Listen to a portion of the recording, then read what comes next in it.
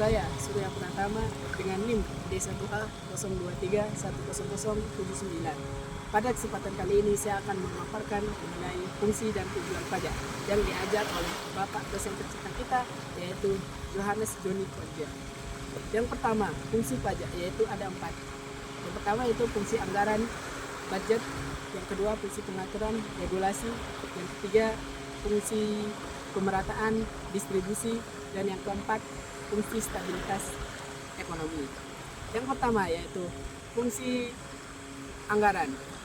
Fungsi utama pajak yaitu sebagai pendapatan utama negara untuk membiayai pembelajaran pemerintah, di mana pajak yang dikumpulkan dari masyarakat merupakan bagian dari APBN, anggaran pendapatan belanja negara.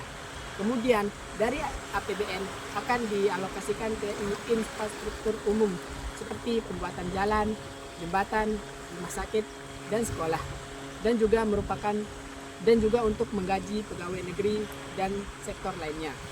Dengan demikian, pendapatan dari pajak, pemerintah memiliki sumber daya untuk melakukan pelayanan publik yang baik. Yang kedua, fungsi pengaturan atau regulasi. Fungsi pajak berfungsi sebagai alat untuk mengatur perilaku masyarakat. Dengan kebijakan pajak, pemerintah dapat mempengaruhi ekonomi masyarakat. Contohnya, pajak tinggi terhadap barang yang negatif, misalnya seperti minuman beralkohol dan rokok. Masyarakat diharapkan untuk mengurangi konsumsinya.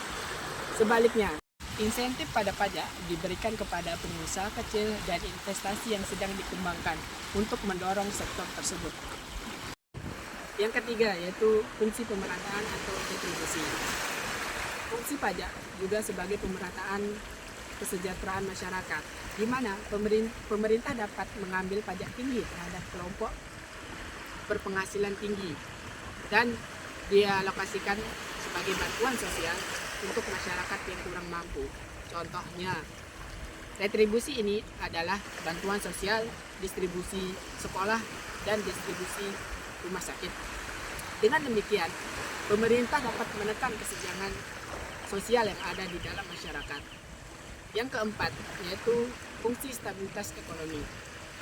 Pajak berfungsi untuk menjaga stabilitas ekonomi suatu negara.